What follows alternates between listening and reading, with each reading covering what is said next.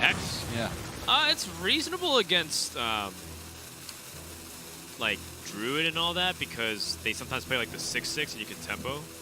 But against like Zoo Warlock and other shamans, it's pretty bad.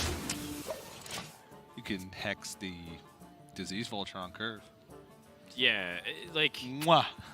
there's not that much you want to hex against Warlock and shamans, but against the Priest, against the Druid, honestly, even against Warriors, it's decent because they like to play like some stuff, and hexing like Ziliax feels pretty good at times. But yeah, I wouldn't recommend. I'm just saying that I think there's a lot more room for experimentation. But right now, people are going with what works. And I think that you can't really blame them because going with what works, as looks like we're having a brief reconnect here. Yeah, we saw Eddie's webcam go fuzzy a little bit, so I'm guessing he just had a bit of lag. People like ETC and StrifeCrow probably don't feel like they have much room to go with things that are risky because they are in a position where the bigger risk they take, the more downside that could potentially come back to bite them. And if they lose, they fall further into the abyss. 1 in 5. It's a really scary position when you're in a spot where you have to fight to not lose as opposed to win. Pyromancer and double Divine Spirits. Big health can come out. Yeah, StrifeCrow's got to also be careful. There's 2 mind control techs in Eddie's deck. We saw Viper get pretty heavily punished earlier on today in Europe Grandmasters in this very matchup with mind control tech. Stole his 4/9 injured Blade Master. So I can imagine maybe just some Divine Spirits here, no Wild Pyromancer. So you want to play both Divine Spirits? Maybe you don't even play any. There is a Lackey, so there is a possibility that the Lackey comes and wrecks everything you've been working for. Eddie has the opportunity to Kobold, Lackey, Bog Slosher, and Kobold Lackey again. Get 3 invested into the quest. He is very slow off the gun. But he is buying some time, which is important. Because the longer this game goes, the better chance Eddie has of trying to fight back here.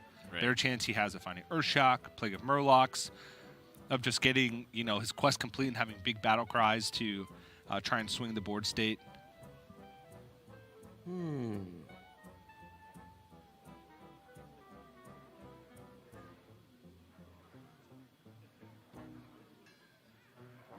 And honestly, this is a pretty awkward hand for StrifeCrow. These Divine Spirits just don't have much value right now since StrifeCrow's not really in threat of his minions dying. And Wild Pyromancer just kind of softens things up for Eddie to be able to deal with them more easily. So he is just like a couple pieces away from having game-ending damage. He draws like Power Shield and Interfire. All of a sudden, he's almost got lethal damage on board. In fact, I think he would have lethal damage on board.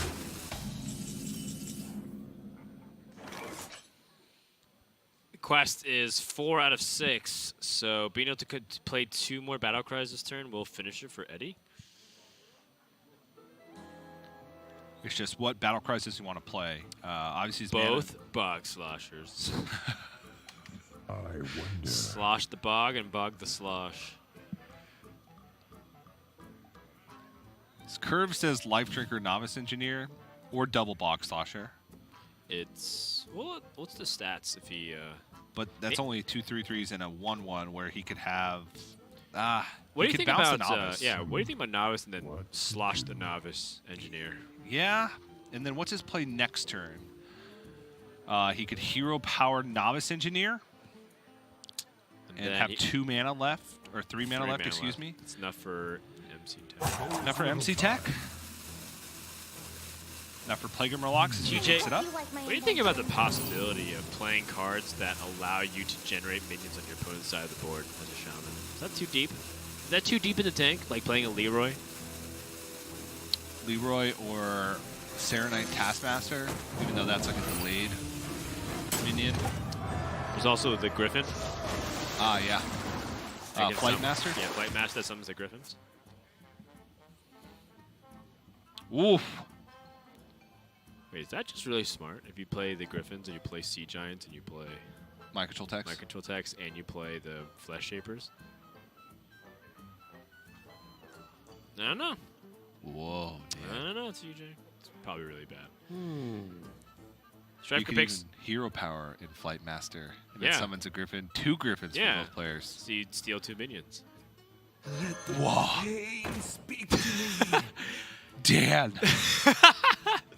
What if we just broke the meta right now? Has anybody tried that? No, I just literally thought of that right now. I've not seen that pulled off. I'm sure someone's tried it. But I don't think it's been successful. And the more important thing is someone really good at high-end Legends trying it. Because I'm pretty sure everyone's going to be like, huh, that's a terrible idea. Stick to rank 25, silly casters. It's like, yeah, well, were you the ones also playing Bwansambi and, like, realizing how good that card was? No. All right, we got to go into the tank later. One of the most important things that I feel like you can acquire skill-wise as a Hearthstone player is knowing what you don't know. I think we have that down pat as casters. Knowing what you don't know. Yeah. Or to phrase it differently, you don't know what you don't know. So accept that. What about no more? Just know stuff. Yeah. Forehead. Well, I mean, look. This Mind Control Text sitting in the hand and not really doing much. Another card that I've also been thinking about how to navigate around is Questing Explorer. I recognize how great Questing Explorer is when it works, but I also feel like when Questing Explorer doesn't work, it's really bad. It's a dead draw. It's like Patches level draw. It's, I want to see it's like the discrepancy between a Questing Explorer that's in the mulligan and a Questing Explorer that's drawn on like turn 8. Right. I feel It's probably like 20%. I feel like it's so useless. Yeah. When I finish a quest, and it makes sense in.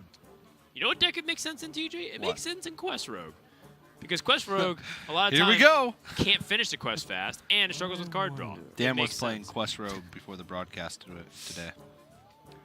Or Quest Priest, because Quest Priest sometimes you can't heal, so you just like draw stuff and get stuff on the board. Because if your opponent's playing against you and they know that you're Quest Priest, a lot of times they just won't attack you with early game minions, so you don't get any quest progress. Yeah. So quests that take a long time to complete, I think Questing Explorer 100% fits in, and I'm pretty sure Questing Explorer goes in almost every quest deck. It's just something that you gotta challenge once in a while. Don't just accept things for the truth, TJ. Think. Open your mind. No more.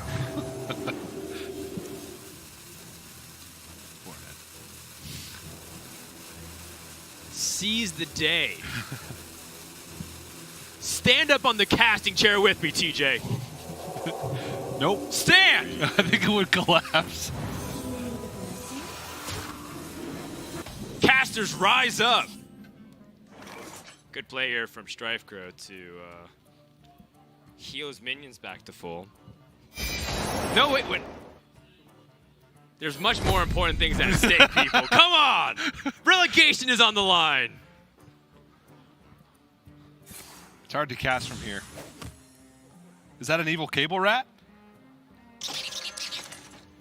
Sounds like one. Smells like one.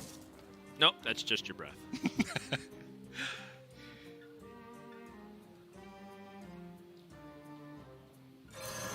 Nothing. Power.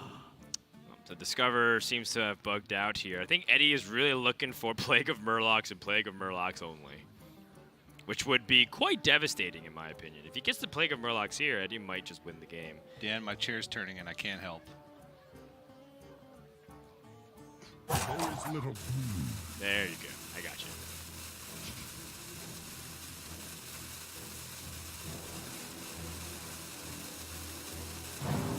Carpe diem, TJ. Carpe diem. Wow, I feel so revitalized. Big mind control tech. Okay. Stole some pretty good stuff. Yeah. I mean, injured Blade Master. And Northshire Collected denied draws. This is a big turn for Eddie. Pyromancer is also a very big turn. And if Shrevko picks up a Inner Fire, I think all of this becomes moot.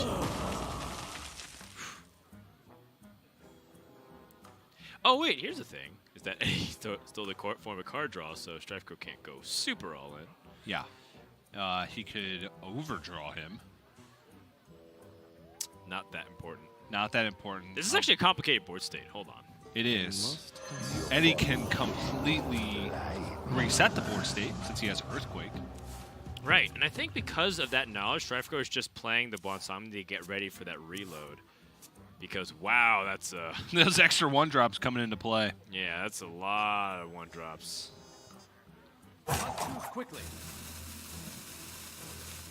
You know, Shrevko, I clean up the board just a tiny bit. I like trade. I might play the Pyromancer Silence. In this case, he's playing the Burning Sidekick. I personally like Burning Sidekick for the Ahmet's turn. In the light's name. Oh, wow. He's committing a lot to this board. Ooh. You know? I mean, how often can you expect Earthquake, though? Yeah, I mean... You expect things to kind of help clear up? Sure, but it's not just Earthquake. It could be Plague of Murlocs, like we're talking about. Yeah, Plague of Murlocs. But the thing about Shrevko, I mean, Lightning Plague of Storm. Murlocs, they could just give Shrevko lethal. Sure, Lightning Storm. Yeah.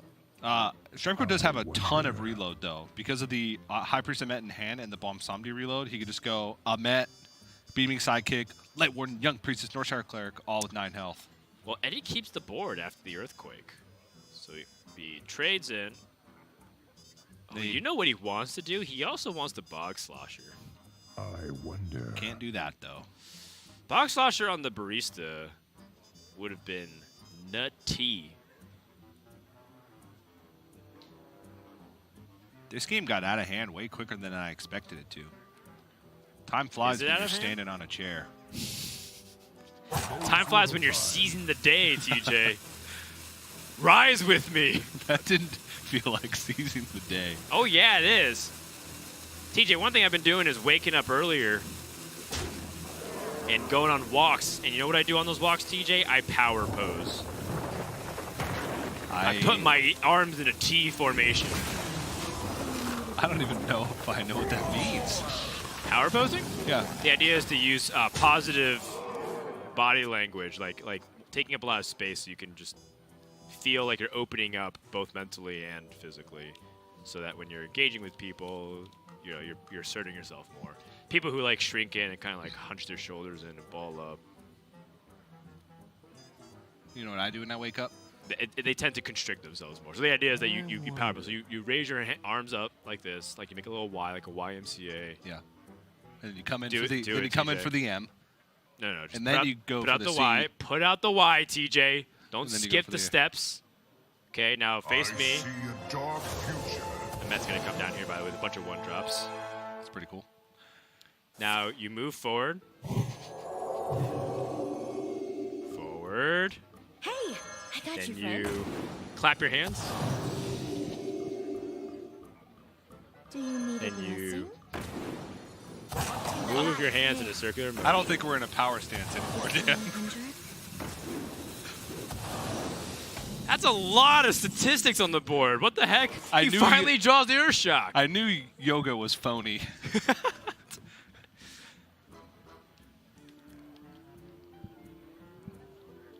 That's what you've been missing out on, TJ. TJ tried to do a power pose, but he ended up just hugging me. What to do? I was debated. I do feel quite enlightened, though. Yes, power posing. See? I feel like Aren't you in a better mood? You're laughing now. I feel like I have an insane positive mental attitude right now. How do you deal with so much stats on the board? Every single one of these minions are high priority must remove threats. There's still no interfire from Shrevecrow, though. Eddie's thinking about, is there lethal opportunity here? 4, 5, 6, 7, 8. Hero Power Life Drinker is 6. That's 14. The plus Weaponized Wasp is 6. That's 20. Eddie's been setting up the lethal. There's little time. There is an opportunity. He big bad voodoos, trades in the 1/1, and gets a Wolf Rider.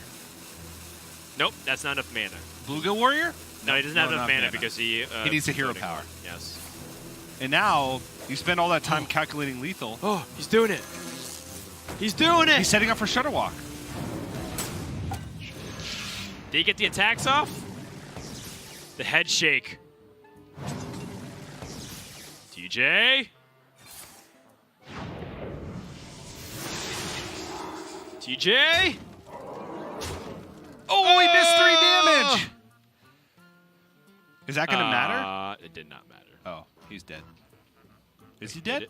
17 plus. Oh, the Light Warden got silenced. That was the key. Oh, he doesn't have it. Yeah, 17, 18, 19, 20, 22. He's 1 damage off lethal. What in the world? But he can draw. He can draw for it. You heal, You heal and extra arms. extra arm. He doesn't have extra arms in the deck. Second Interfire. Instead of cards. Did you use the first Interfire? Wait a second. He doesn't have any more health buffs? Is the last card in his deck Interfire?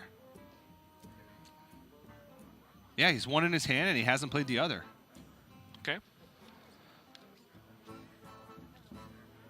But Eddie, since he missed the 3 damage, actually Whoa. Strifecrow had a chance to draw for the lethal there. And he didn't get it. So now, that assumes the last card in his deck is Interfire. But I'm looking right now. That was the first Interfire played? yeah, I think he's got it. Eddie is going to be able to get the Shutterwalk off and now win. 2 life triggers loaded up in the pool. I don't believe it. How did he do that? Strifecrow's last card was Interfire. He could have drawn for it though. With Okay. There's a possibility that Eddie kills himself, it's a very but small it's not going to be the case. The Life Drinkers get best in the pool. Shaman has defied the odds. Wow. Without the Plague of Murlocs, the Earthshock tech coming in big there. He would have died without the Earthshock. I guess the Earthquake is kind of the big swing turn. But wow, Dan. The Really power well pose done. paying off. Look what happens, TJ. Miracles come true right before our very own eyes. Power pose. Don't try to shy away from it, TJ. Good enough. Well done by Eddie, and good setup. And I think, honestly, those last couple turns there where Strifecrow powered up. One thing I do want to say is that Strifecrow dumped a couple of 1-drops when he was trying to load up pre-AoE. I don't know if he needed more 1-drops on the board. That's my only slight criticism with Strifecrow's lines, because he played things like Beaming Sidekick and his first copy of Light Warden. Yeah. That got swept up in the Earthquake. Granted, I understand that he was trying to set up for things like lethal, but it does, when you get into those situations where there's a lot of board tension and you have a ton of resources, you do have to weigh what's needed versus what's extra on top in case, and then what are you playing around. And I feel like Strifecrow threw it a little bit too much because he needed that Beaming Sidekick. He needed that second Light Warden, and all those things didn't happen. He needed that second Interfire, and he's happened to miss all 3. Yeah, it's kind of brutal at the end.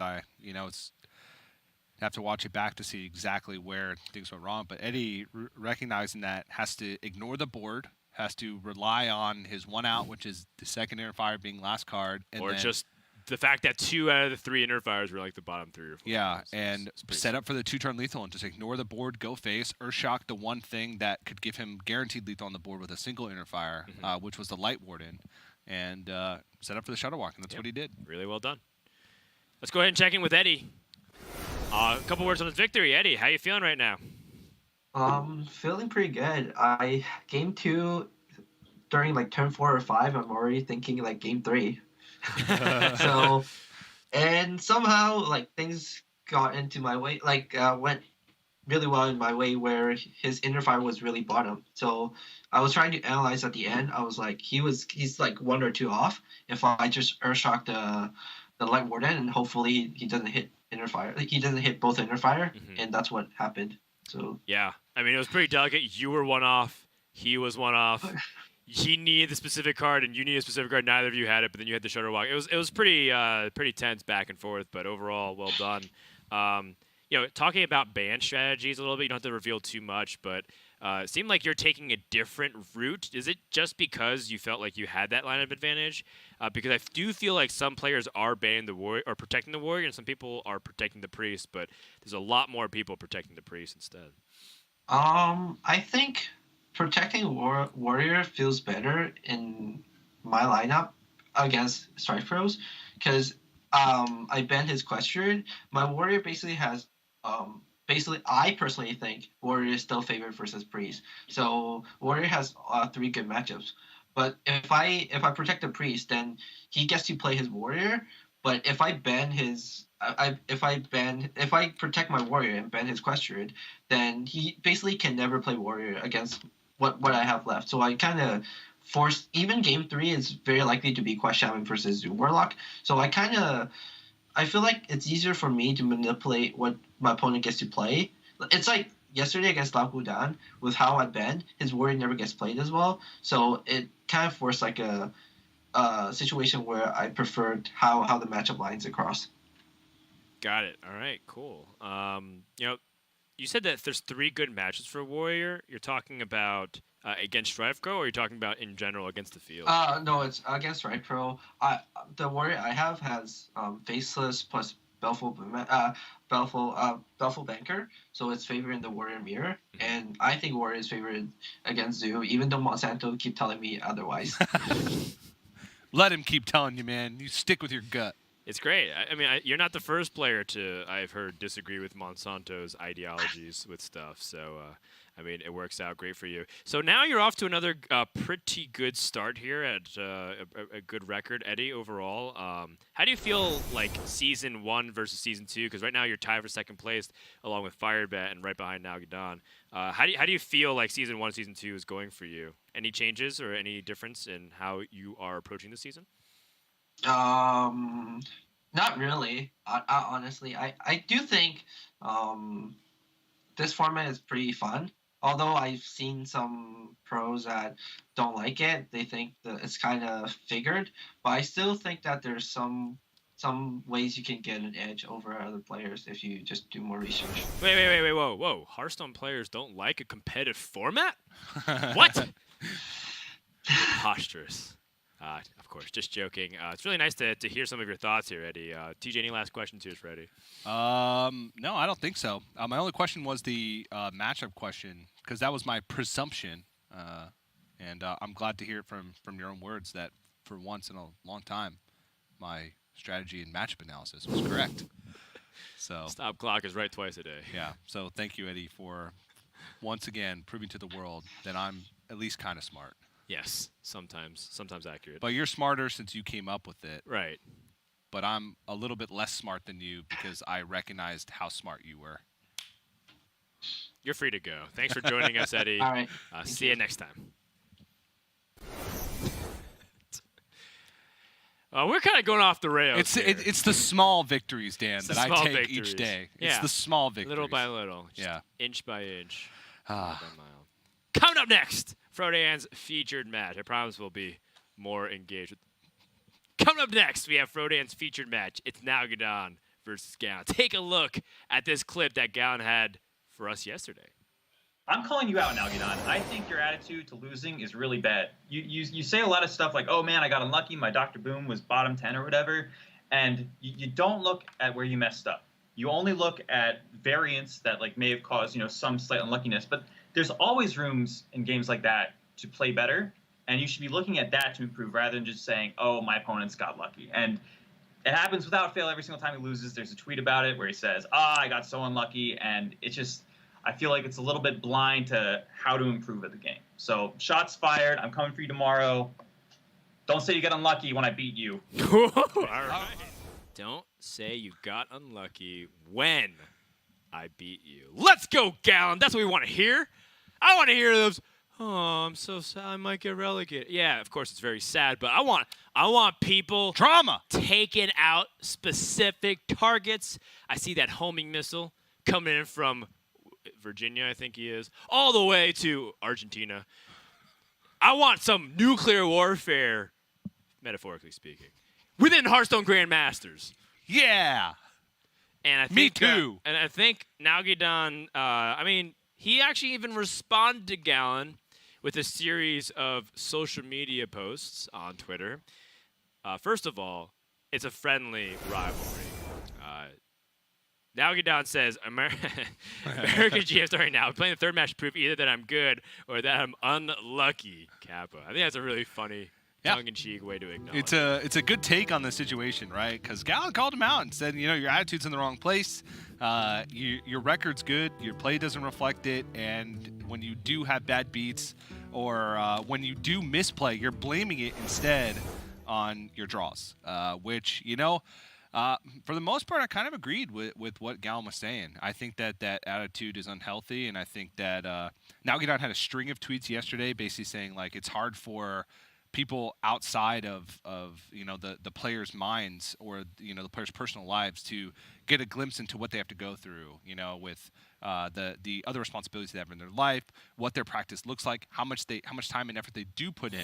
And Nalgidon feels like he might be a little bit unfairly represented, that he does put in a lot of time and he does put in a lot of practice, but things But he does aren't also reflected. complain a lot. Yes, and at the very end of that string of tweets, most of which I agreed with, he then doubled down on the Dr. Boom line, which I was like, no, it was all good up until that point. Don't double down. Say your piece It was and the move longest preface before he said, It's but I so was. on. But I was really unlucky. He said, "Don't judge me. There's a lot of things going on. I practice hard. It's not. Sometimes it's not reflected. Yeah, walk a mile in the other person's shoes before you judge them. But I was really unlucky." That being said, Dr. Boom is in the bottom 5 cards of my deck, man. How do you come back from that? Let's get into it. Gallon, Priest game 1. Nalgidon, I'd call it a read here. Says, I'm going to queue Warrior. I'm going to take a slight risk here and say, Yeah. I'm going to get this Priest. He protected Warrior, banned Druid. That's a very common strategy. You protect and you ban whatever is the worst matchup against your deck that you protect. He protected, or Gallon rather, protected Priest and banned Priest. Quickly. Because his worst matchup after the Warrior is the Priest, according to Gallon. Hey, Nalgidon has a Spellbreaker. He's got the Restless Mummy. I mean, I'm looking at the way things are panning out. And with that Wild Pyromancer draw, I think that was a really important pickup here for Gallon, but he doesn't have another way to get the damage down for the Circle of Healing. Because what ends up happening is that Priest runs out of cards and then Warrior just removes stuff. Nalgidon with the Spellbreaker, though, shut down the early Cleric is massive. Yep. Maybe you're supposed to hold on to the Power Shield in that instance. He didn't have Pyromancer in hand, though. His hand was Power Shield, Nephicent Ritualist, and Circle of Healing. Yeah, the Wild Pyromancer came off Power Shield. Yes. But maybe the argument's still there. Is it necessary to bring this Northshire Cleric up to 7 health? Probably not. Maybe you just Beaming Psychic and that's it. Yeah. It's mana efficient, but, you know, I don't blame Gallon for making this play. I think, you know, he played his mana, he drew a card, his hand wasn't good, he needed to make it better, so he wanted to draw a card with Power Shield. That's the reason behind it. Agreed. But it's our job, Dan, as commentators of this beautiful game, to be 100% results oriented and blame the players for things that are out of their control. Gallon, how could you? Nalgidon can take out both minions, the Wild Pyromancer and the 1/2. Followed up with a Spellbreaker. Important draw here for Gallon. Finally able to get some tempo and also draw a card. This Injured Blade match is going to have to go a long way.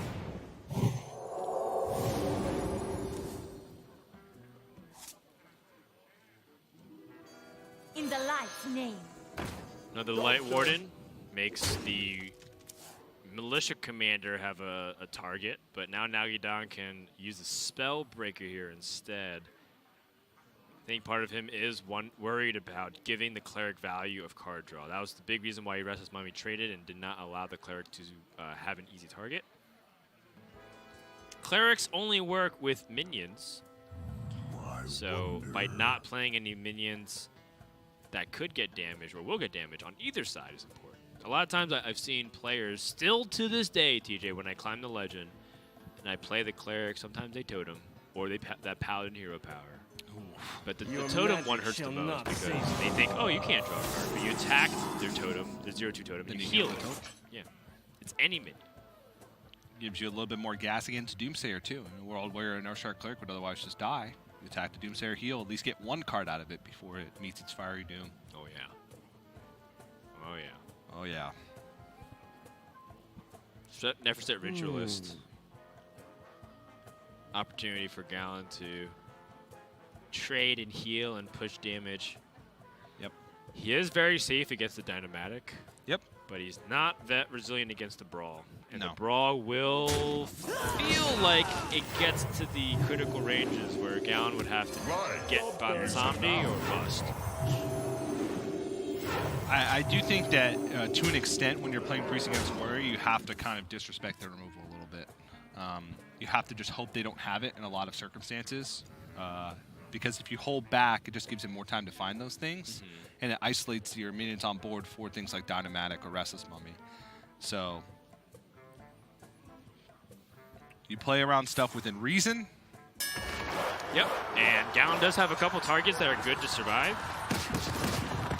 Like the Injured Blade Master. I mean, Lightborn was also scary. Oh. Oh. Oh, boy. Yeah. Now, how much do you go in? Job's done. All the Oh, way yeah. in. 4 arms. All the way in. Shield Slam. Ah! Just out of range. Well, he doesn't even have mana to do it anyway. Double Shield Slam. Double Shield Block, Shield Slam. You've seen an Neverset Ritualist, and you have a Plague of Wrath in hand. Which means there's merit to damaging this, because you don't want to get blown out of the game by Inner Fire as well. Sure. Like a health buff plus Inner Fire, you can consider that. Maybe not Neverset Ritualist as much, but it looks like no matter what the situation is, Gallon is an Inner Fire away from lethal. Yeah, or Topsy-Turvy. Or a Topsy-Turvy. 2 out of 19. The way Priests have been drawing feels like inevitability. Injured Tolvir comes into the hand. That's big. But now the question is, trade and Neverset Ritualist or push face damage? Push face damage. Push face damage. The way that you could get punished, though, is Zilliax. More left in me. Right. Looks like it's push face damage. It is. The push face damage is actually fairly important, too, because it stops Nalgadon from being able to Shield Slam and then play Plague of Wrath. Another thing to consider, too, is by pushing face damage, yes, your opponent might be able to find some way to remove it, but unless they specifically have Warpath and Plague of Wrath, which, by the way, would kill his own opponent's minion, too. Yeah. He still has minions left over for the Divine Spirit Inner Fire to follow up. He's putting his Yeah. opponent down to 6 life, or 8 life, rather. Yep. Like the play. And Divine Spirit Inner Fire should be enough. Now, Nalgadon still has more counterplay. He has the Shield Block Shield Slams.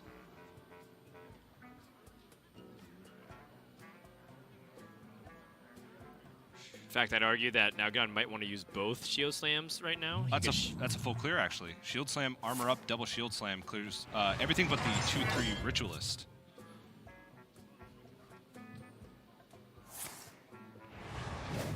That is a very good turn for Nalgadon.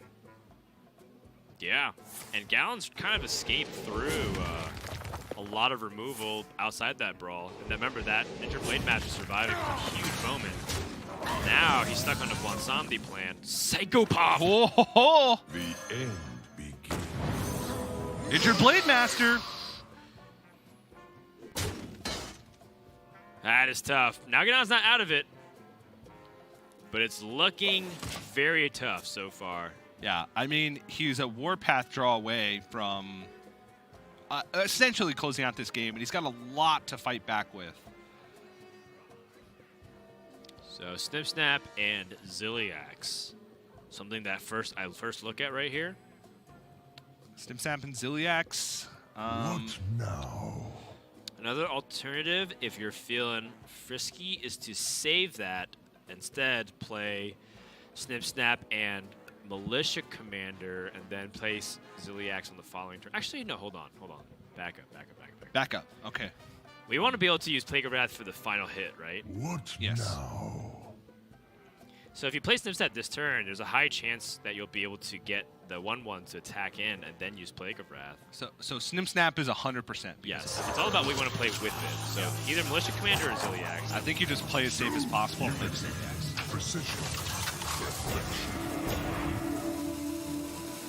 If you have a near guaranteed clear next turn, you just put yourself in the best position to have the highest life total after that. And you got to attack into something because you don't want to play into silence. There's been a card that Gal's been holding on to. Oh, it's bad news. Yeah.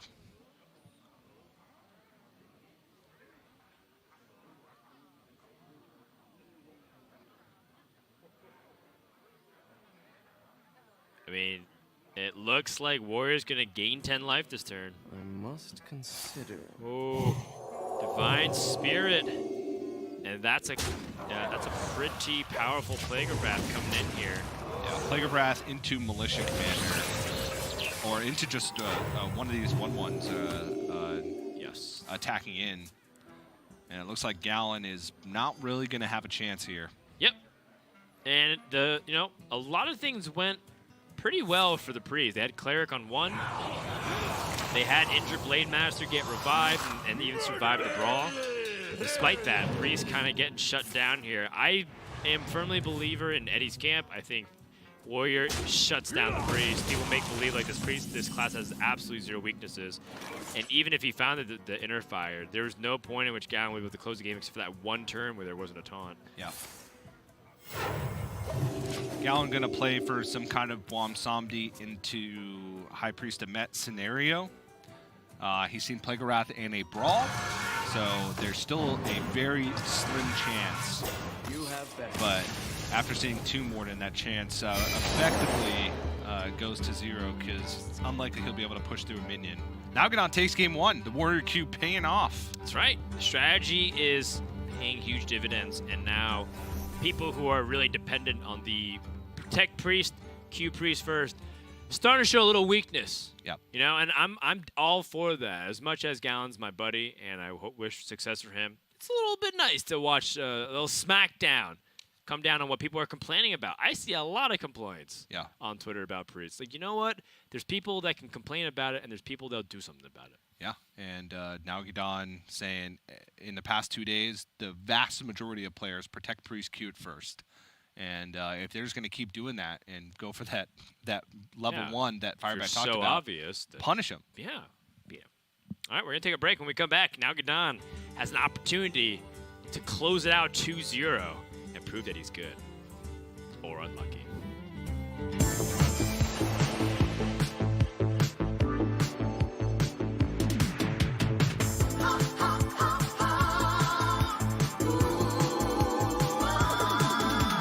Shadows are rising again, darker than they've ever been. As evil descends from the skies, the world cries out, how will we survive? Out of the hall of explorers, and up from the dusty tomb, they grab their whips and fedoras. These legends of the past know exactly what to do. There might be magic monsters, mummies in the markets, and ancient mysticism. There sure be scorching deserts, and there's sure a monster of narcissism. How they seek annihilation, obliteration of civilization. Now is the time to be brave. Evil's come to enslave, but this league's gonna save the world.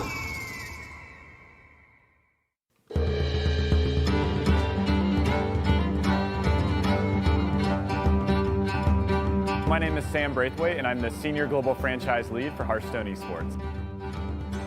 This event was especially cool because it takes place right after the brand new expansion Rise of Shadows. Historically in Hearthstone esports, we do our big events like this towards the end of an expansion cycle, but we really wanted to shake things up and really showcase that not only is the world champion the person who can pilot the best decks, but also the person who, when presented with a brand new game, can put together the best decks leading into the world championship. Cheers to you guys, the sold out crowd here for the HCT 2019 World Championship.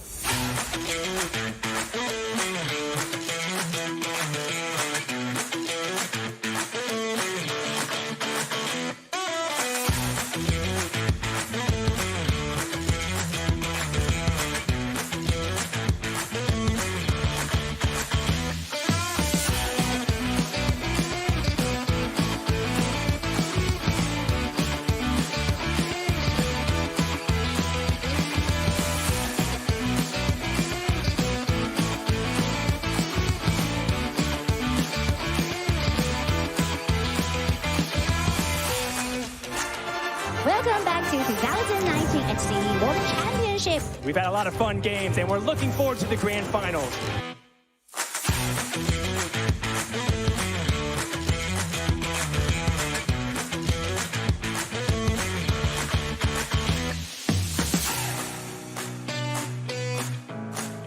Showdown. Viper versus Hunter Ace. Only one can be the champion. Oh, come on! Match be dead. Wacko pick of this coming out from Hunter Ace. It's now or never. Arch villain report. Okay! In a completely solved game, Hunter Ace finds a way to maximize his chances. It's been a wonderful journey throughout the past few years of the Hearthstone Championship Tour, where stars were made and dreams came true.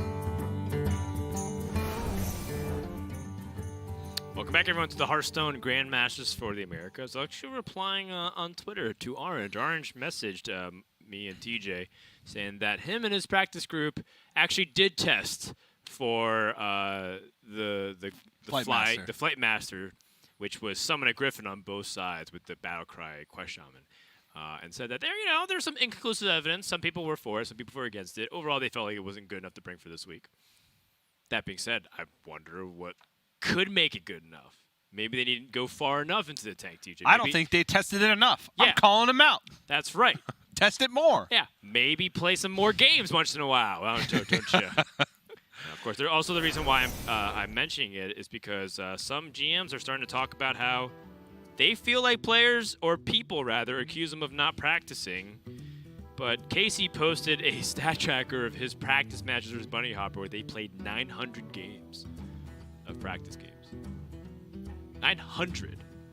What is this, amateur hour? The overall record, I kid you not, is 426 wins to 429 losses. Almost 50%. Wow. It's really impressive, actually. Goes to show, some players are putting in a lot of effort, a lot of time. And I want to see that from everybody. Or am I reading that wrong? Maybe it was 426 games, but then why would the win rate be different from the actual numbers?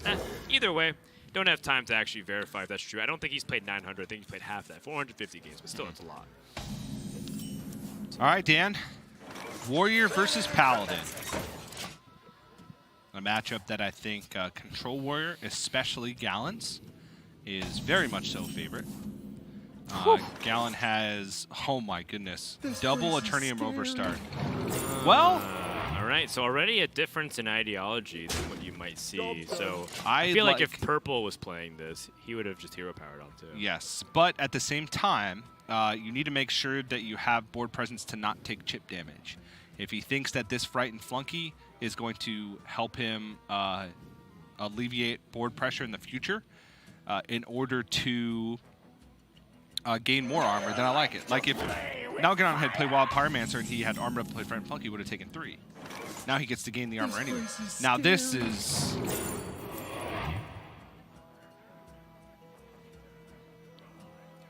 I think I like the Rusty Recycler. Plays on curve. Yeah. Yeah. So now this is where he deviates. This is where he deviates in the sense that he just wants to go for board aggression. Yeah, he does have a fairly aggressive hand, to be quite honest. He does, but Warrior, you're not going to kill the Paladin. There's almost no scenario where you kill the Paladin. They have way too much life gain. Even if you get the ideal hand, it's still very difficult because they just save a board clear for the Armageddon, which is your only way to get, or the Armageddon, the post-Armageddon, which is your only way to get there. The double Eternium Rover start might give Gallon some leeway here. But at the same time, if Nalganon coins and consecrations, his board is clear. And he does gain armor, but he misses that armor up button multiple times. So, and I would trade into the Wild Pyromancer there.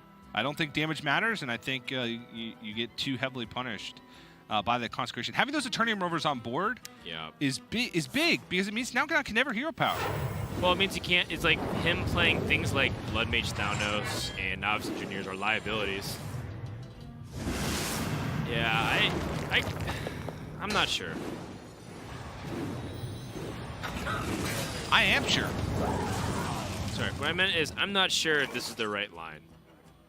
Yeah. Well, I am sure that it's not. Well, I meant I'm not sure if Gallon's play is going to work out for him. Okay, there you go. I don't know. I played a good amount of this matchup. You do need to block chip damage. That is very important. You need to make sure that you have something on board or something in hand that can contest small, annoying things. You want to make sure that you can block True Silver Champion swings. But at the same time, you want to make sure you're maximizing armor gain. Because when you're playing traditional Control Warrior, your way to win is by getting out of range of their damage, and that's, even if they have Tyrion, and even if they have True Silver Champions, and he has weapons projects, he has Harrison Jones, he has checks for everything. Maybe Gallon has tested more of this matchup, and he has found different paths to victory. But whenever I play this matchup, the most success I have is when I armor way out of range of the damage that they have, including Zephyrus. And he's playing kind of the ideal lineup to be able to do that.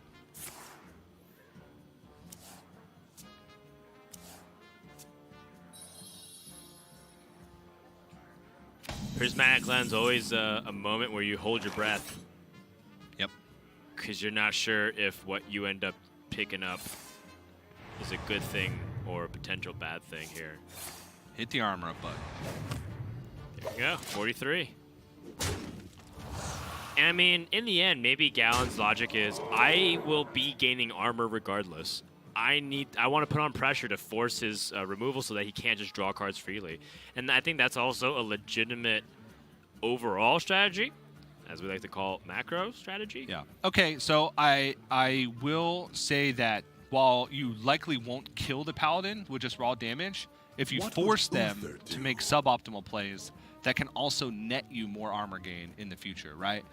Yeah, slowing down. Slowing them down. If you force them to play your game and slow down on their draw, then you dictate how the game progresses, and you have opportunities to gain armor in the late game. He did have a lot of freedom with his opening hand because he had double Eternium Rover. He had Shield Block in his hand.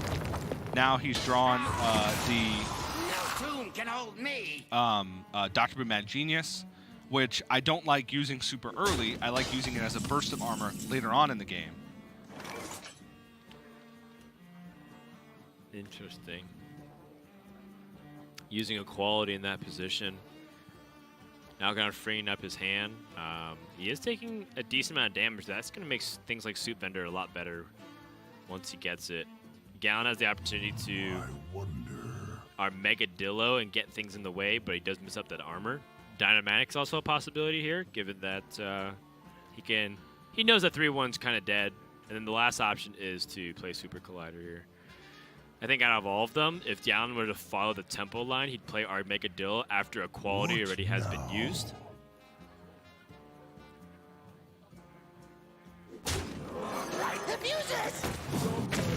Doesn't want to give up the armor. Armor is pretty big, because now he has the hero power Megadillo into the Dr. Boom Mad Genius. Yep.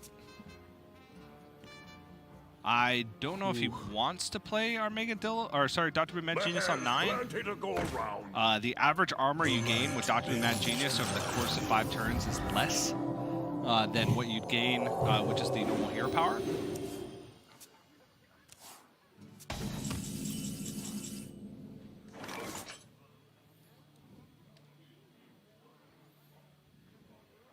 Gallon has the weapons project. Pretty crucial, not only for just the burst of armor, but also for the weapon destruction, considering Algadon plays double True Super Champion and Zephyrus, which in most times this matchup is Tyrion. So yeah, if I'm Nalgadon, I think I start chucking hammer at the face. Yeah, I like this. Throw every point of damage that you have goes face, no matter what. You saw him not care about the Restless Mummy last turn. He pushed 1 damage to face instead of taking a good value trade. You need every point of damage that you can possibly get.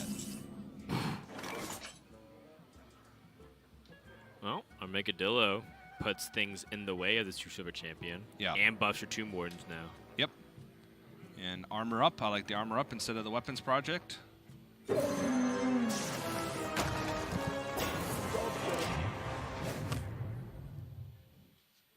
Weapons project has even better uses. Novice, Flash of Light, that draws 2 more cards. Now Nalgadon needs to just start drawing a ton. Yeah.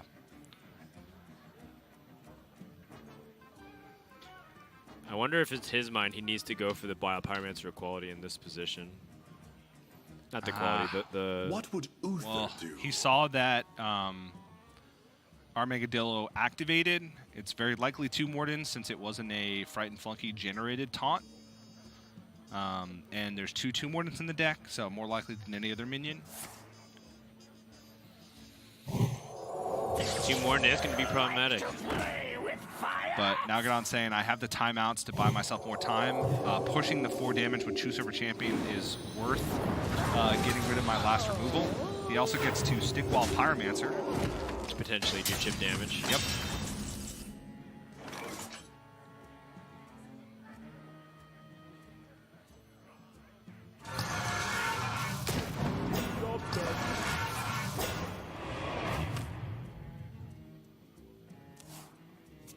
Crystology, potential big pickup here for Nalgadon. Still an Acolyte of Pain and I believe a Blood Mage Thalnos? Yeah, and a Novice, right? Oh, and a Novice, okay. So there's A Acolyte lot of of Pain and draws. Novice. Yeah. Yeah, I mean, he's Draw super City. deep in his deck. I feel like Nalgadon has a real good chance of ending this. I mean, all the draws finally coming into his hand. Before he didn't really have the draw. Yeah. Now, granted, Gallon does have 13 worth of armor burst over 2 turns. He also has Ziliax.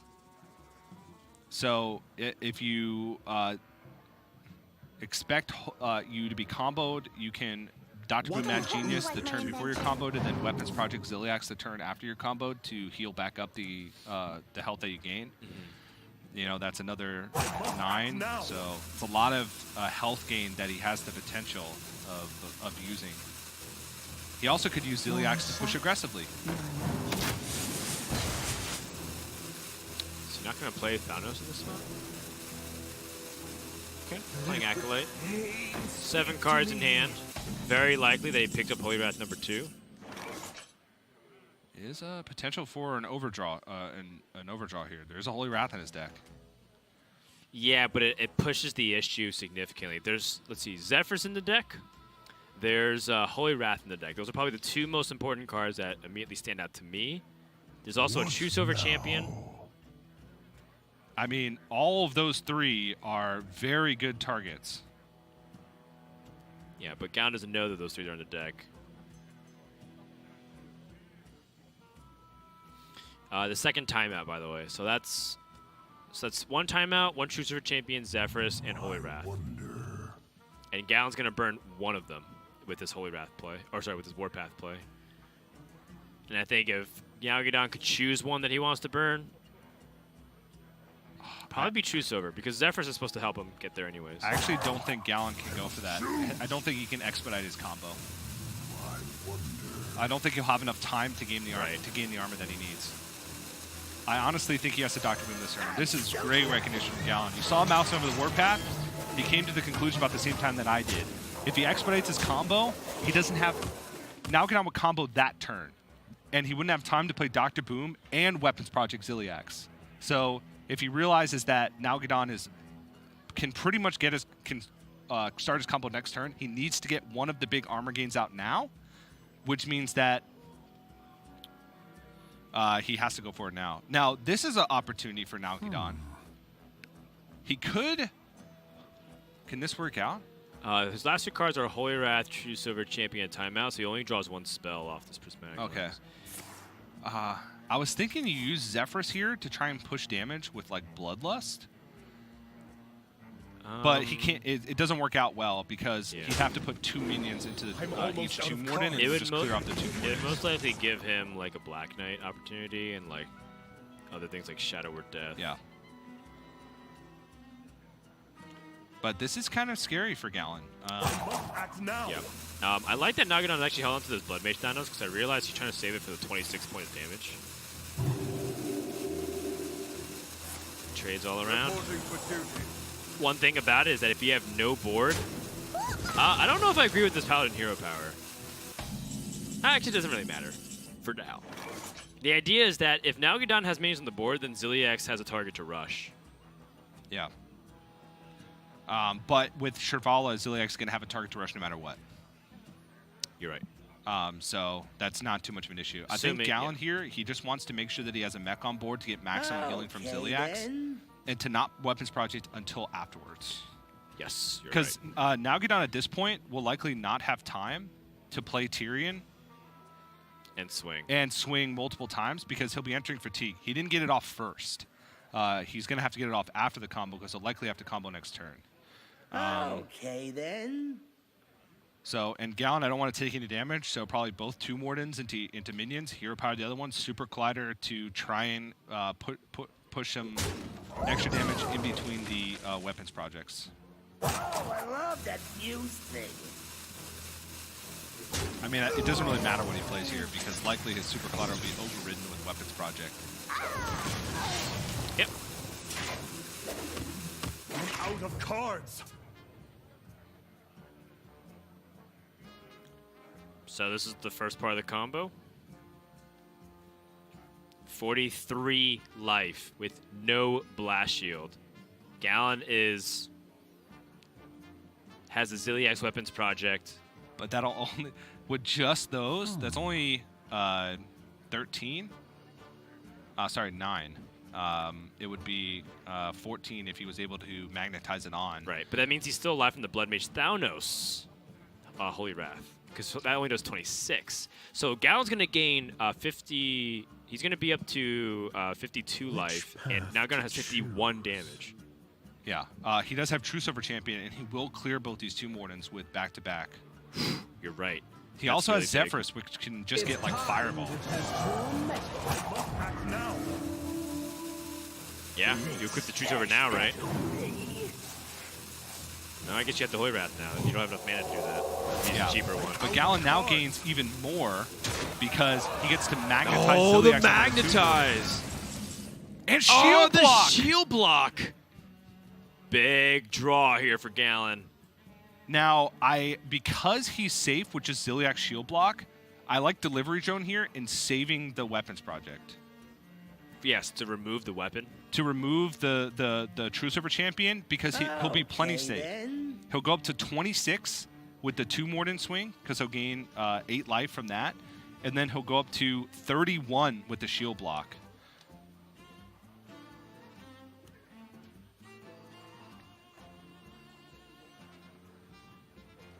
And then he can save Weapons Project for when Nalgadon inevitably equips the True Silver Champion or for the Ashbringer from Tyrion. This is tough, though, because you have to account for every possibility. You have to account for Zephyrus. So you know 25 damage is coming at you. Okay, then. Yeah, I mean, Algadon knows about the possibility of this. The weapons project is what's really crushing. He wants to remove the 2/2. Yeah. Okay. And now he has shield block to follow it up, but he Oh! Oh, this is even smarter because now he protects the Divine Shield on the Tomb Warden. So now Gedon would